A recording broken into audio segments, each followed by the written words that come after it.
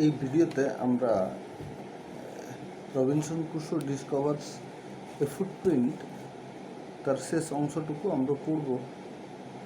আমরা আগে শেষ করেছিলাম যে in doing so I was much comforted and began going out to investigate পরীক্ষা করা, পর্যবেক্ষণ করা। এখানে আমরা শেষ করেছিলাম।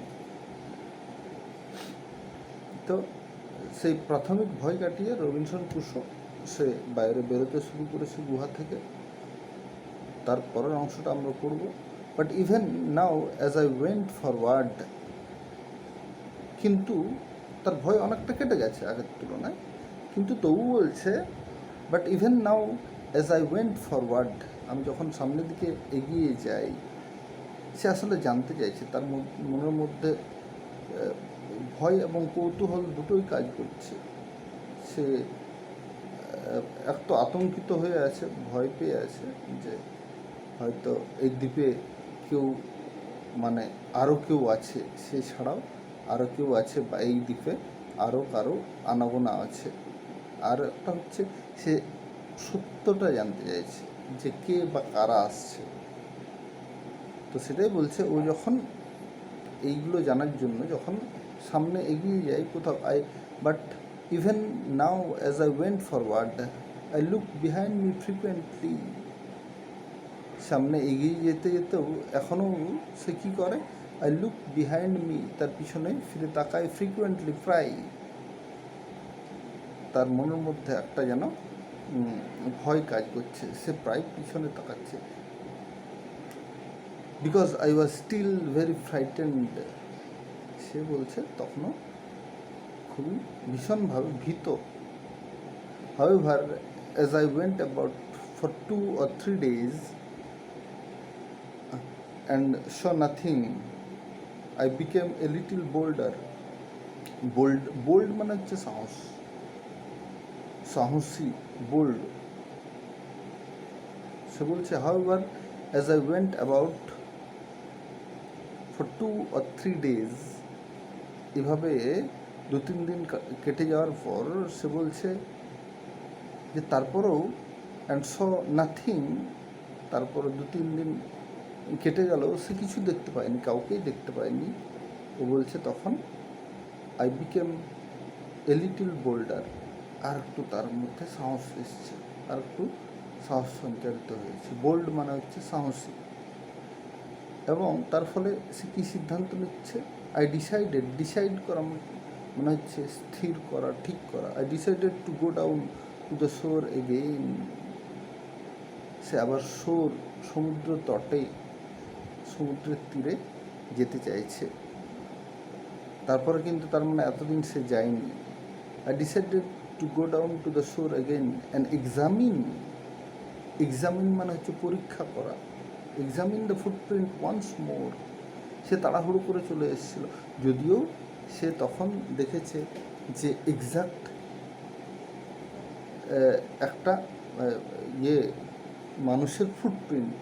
তো আবার সে সেটা পরীক্ষা করতে চাইছে আর একবার।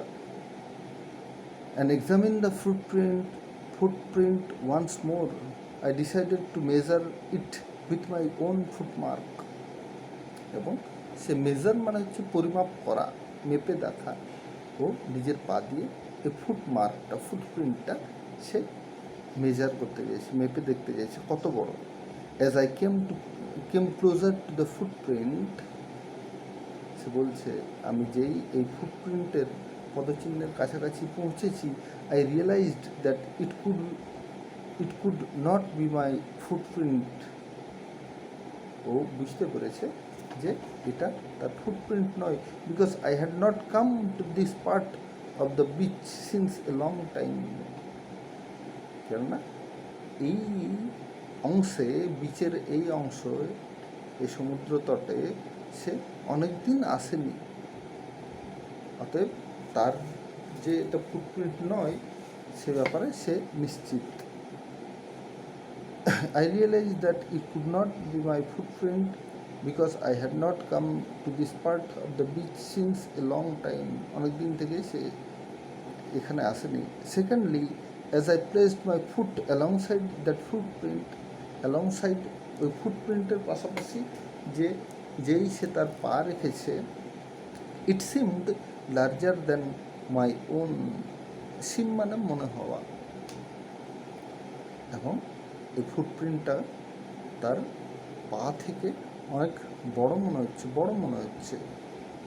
মাই ফিয়ার রিটার্ন, যে মেপে দেখেছে যে তার পা থেকেও এই পদচিহ্ন ফুটপ্রিন্টটা অনেক বড়, তখন আবার সে আতঙ্কিত হয়ে পড়েছে। My fear returned, I went home again, সে ভয়ে আবার পালিয়ে এসছে তার ক্যাসেলে, তার গুহায়, তার কেভে, এবং তার মনে কি বিশ্বাস, believing that there was someone there, সে ভাবছে এটা যেহেতু তার ফুটপ্রিন্ট নয়, সে দুটো যুক্তি দিয়েছে।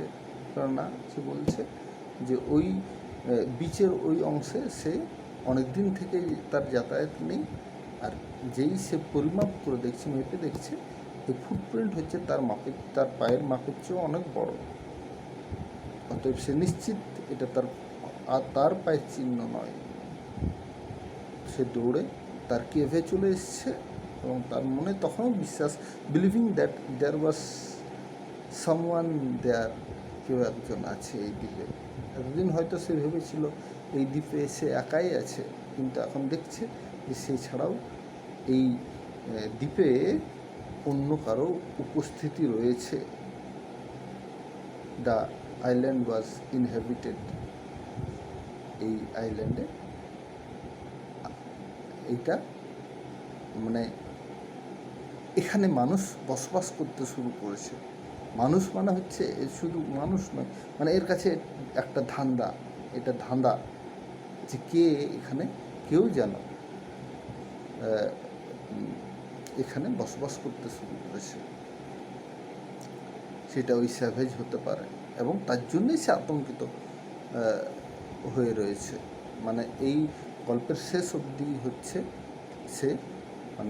সে তো কোনো অ্যান্সার পেল না, তার ভয়টা রয়েই গেল, একটা সাসপেন্স রয়ে গেল যে এই দ্বীপে আর সে একা নয়, কেউ না কেউ আছে, বা কারো না কারো আনাগোনা আছে।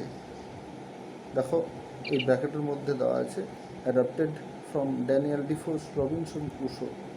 এই গল্পটা অ্যাকচুয়াল গল্প মানে হচ্ছে সেটাকে অনেক কাটছাট করে ছোটদের মতো করে এখানে উপস্থাপন করা হয়েছে।